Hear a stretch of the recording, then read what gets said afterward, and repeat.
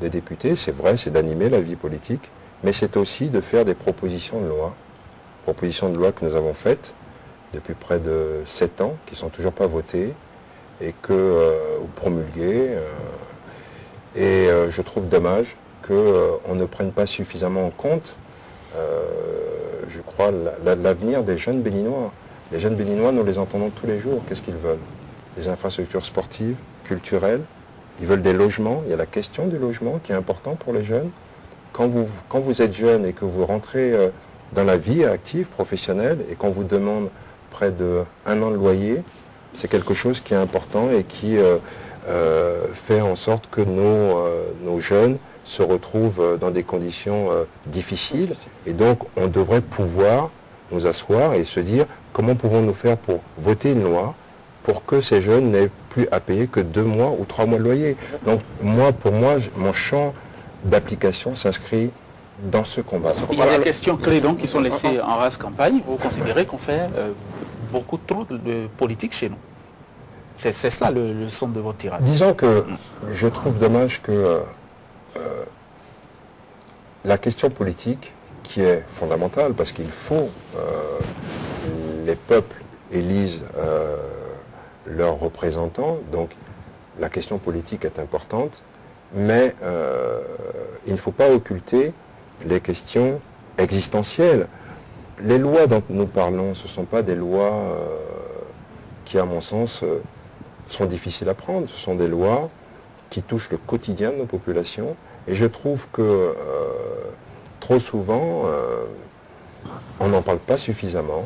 Et c'est le jeu des petites phrases, c'est le jeu politicien. Il en faut pour une bonne vitalité démocratique, mais pour autant, la question de développement économique est importante. Oui, nous allons en venir tout à l'heure aux questions à caractère social, mais finissons avec le sujet Renaissance du Bénin. Donc, si vous comprenez très bien, Galiou Soglo avait fait des démarches pour participer activement à la préparation du congrès, mais il n'a pas été suivi. Une bonne suite n'a pas été donnée. Ensuite, il n'a pas été formellement invité au congrès. Oui, alors bon...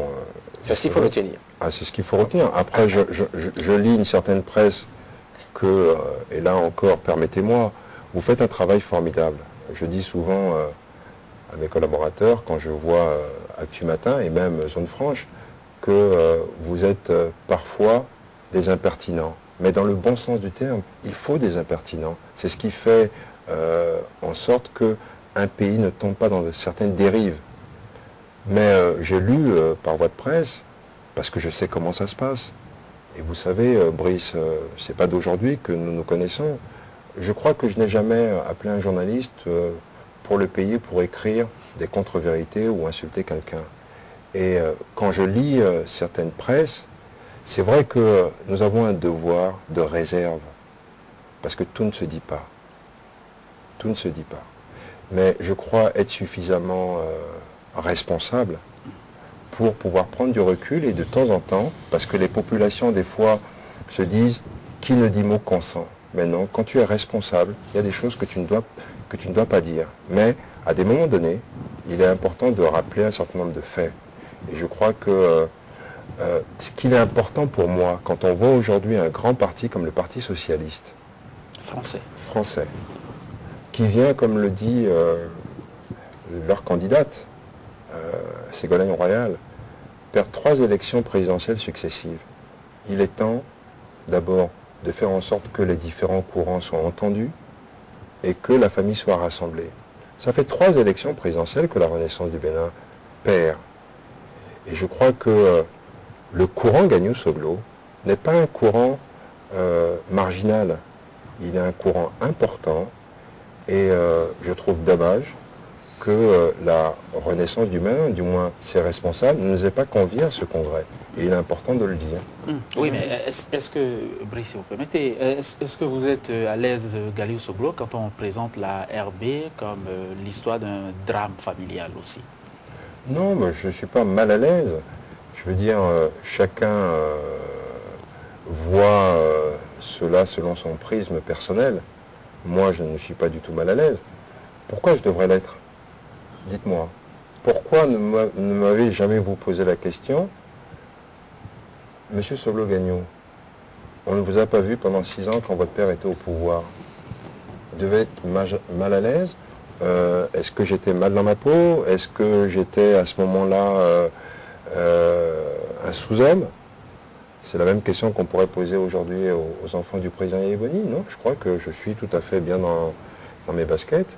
Le problème, c'est que il y a des moments où il faut parler, il y en a d'autres où il ne faut pas parler parce que ça ne mérite pas qu'on puisse dire quoi que ce soit. Je crois que moi, je vous ai dit, mon action s'inscrit dans un travail pour mon pays.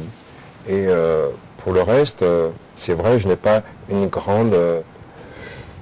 je dirais pas que j'ai une aversion pour la politique politicienne, mais bon, les uns et les autres qui me connaissent savent très bien que ce n'est pas mon dada personnel, c'est pas ce qui m'intéresse particulièrement. Vous avez dit tout à l'heure que vous êtes un père fondateur de la Renaissance du Bénin, oui, et que vous resterez jusqu'à votre mort un renaissant. Oui. Alors, la décision qui vient d'être prise de votre exclusion, si elle vous était notifiée, vous en prendrez acte ou bien vous s'inscriverez dans une logique de faire peut-être une bonne suite à cette atténuation qui a proposé, à savoir ne pas aller à l'exclusion définitive, mais peut-être à une suspension, le temps que les questions qui vous opposent à certains responsables du parti soient réglées et que vous repreniez votre place. Ou alors, vous choisissez la confrontation jusqu'à aller créer un autre parti après. Voilà. Qu'est-ce que vous ferez suite à la notification de la décision? Bon, je ne peux pas vous répondre pour l'instant, je ne sais absolument pas. Mais je ne crois pas que j'irai à une confrontation, parce que d'abord, ça ne m'intéresse pas. De deux, parce que je reste convaincu que j'appartiens à mon peuple, et non pas simplement à une formation politique. Ouais. Donc, je ne peux pas vous dire aujourd'hui ce que je ferai. Vous n'y avez pas encore pensé? Non, mais bon, vous savez, les gens peuvent poser des actes. Simplement, il ne faut pas en arriver à devoir humilier quelqu'un. L'humiliation est quelque chose qu'on peut diversement apprécier, mais je saurais garder une certaine dignité par rapport à ça, et je crois que ce n'est pas fondamental. Vous pensez que certaines des choses qui ont été faites, des actes qui ont été posés à votre rencontre, friseraient un peu l'humiliation à votre endroit? Je ne vais pas revenir là-dessus, mais bon, c'est pas... Je vais vous dire, mon sentiment, tel que je le dis souvent à mes collaborateurs, c'est qu'il y a une spécificité au Bénin. Moi, avec beaucoup d'humilité, c'est vrai que mon combat politique s'inscrit d'abord dans un cadre global, pas individuel. Je travaille avec des collaborateurs, je les écoute, mais c'est vrai qu'un jour, pourquoi pas, si Dieu, les mains de nos ancêtres et le peuple béninois m'accorde sa confiance, oui, pourquoi pas présider aux destinées de notre pays.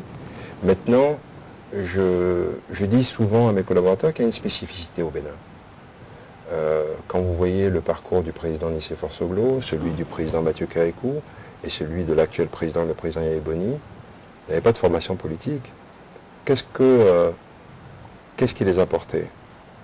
Le peuple, des événements, leur capacité de travailler, de développer, leur capacité de connaître bien leur pays, donc, et leur environnement socio-politique. Et donc voilà. Donc pour vous, il y a plus important, qu'un parti. Mais est-ce que vous voyez autrement, Galiou Soglo, est-ce que vous voyez autrement, vous nous regardez droit et vous répondez, vous voyez autrement qu'un poil à gratter à la Renaissance du Bénin, quelqu'un qui est précisément chargé de déstabiliser la direction du parti? Mais chargé par qui d'abord? Vous êtes membre d'un gouvernement? Oui, mais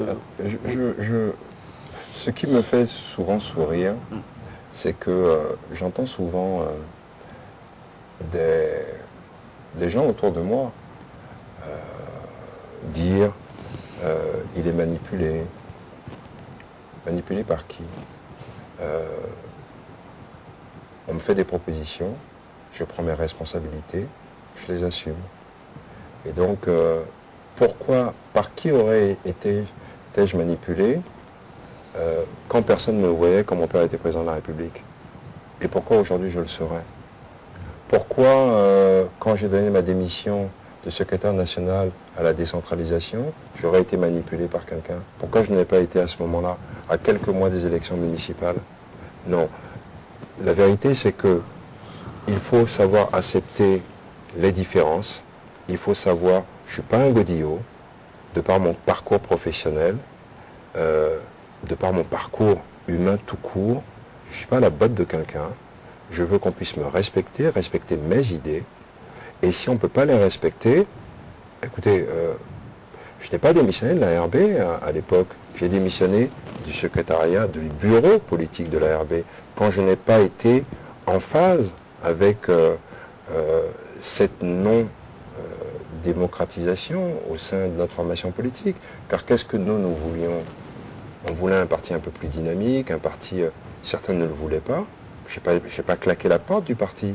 J'ai simplement décidé de ne plus être secrétaire national à la décentralisation à quelques mois des élections municipales, alors que tout le monde s'accorde à dire, du moins s'accordait à dire à l'époque, surtout dans un parti politique, le respect de la chaise.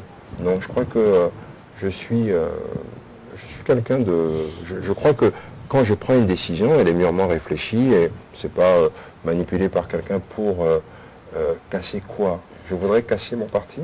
Galil Soglo, justement, casser votre parti ou pas, là reste la grande question. Parce que vous savez, l'une des raisons qui fonde la mesure disciplinaire qui a été enclenchée contre votre personne et qui certainement vient d'aboutir à l'exclusion, c'est peut-être 2 ou 3 choses. Le fait d'appartenir à un gouvernement parce que non pas envoyé officiellement par le parti, cela a été dit pendant longtemps. Et ensuite, le fait qu'on ait vu Galil Soglo faire des déclarations publiques qui vont à l'encontre des positions officielles prises par le parti et bien d'autres choses encore. Ça frisait un peu, disaient certains, de l'indiscipline en tant que militant ou responsable du parti. Certaines de vos sorties ont détonné, celles notamment après le 12 mars, je crois, de 2008, quand vos copains sont sortis. Et après précisément, le saccage, enfin, devant, on se souvient encore du soupir du président Nicéphore Soglo devant ses bureaux saccagés, ensanglantés. Et après ça, oui, vous vous êtes élevé. Vous avez... Non, oui. Donc, il y a deux choses ça a détonné un peu. Il y a 2 choses à rappeler. Vous me donnez l'occasion aujourd'hui d'apporter ma part de vérité. L'une, c'est que, rappelez-vous, et je ne vais pas rentrer dans les contingences qui ont prévalu à ma candidature en 2006, à l'élection présidentielle. Mais rappelez-vous qu'en 2007, j'ai fait une sortie médiatique où je disais si c'était à refaire, je ne le referais pas. Et j'ai apporté un certain nombre d'éclaircissements. À l'époque, j'ai eu un coup de fil du premier adjoint qui m'a félicité, qui m'a dit formidable. Il en fallait du courage pour que tu puisses venir à la télévision devant des millions de Béninois pour dire si c'était à refaire, je ne l'aurais pas fait. Et entre ce moment où j'ai eu les félicitations de mon frère et celles aussi de mon père, que s'est-il passé? Absolument rien. On ne m'a ni appelé, ni proposé quoi que ce soit. Alors si vous dites si bien que nous sommes sur le terrain politique, ben à ce moment-là, vous savez, vous apprenez des contingences politiques. Et donc, vous vous dites, on me félicite en catimini, on demande pardon ou on accepte le pardon des autres, mais mon pardon à moi, on ne l'accepte pas. Pour quelle raison? Et c'est ça la difficulté qui peut